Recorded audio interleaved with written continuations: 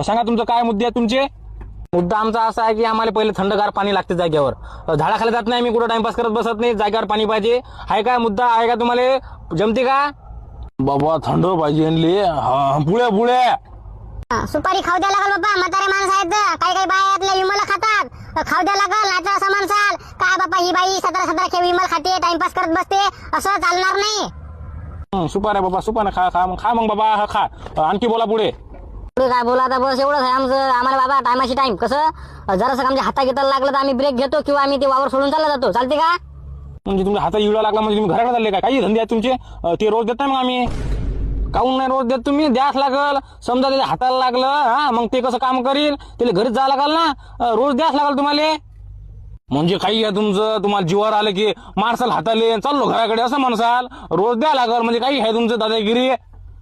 आम्ही का पागल आहे का? हाताला हटकून मारणार आम्हाला काय मिळालं काय?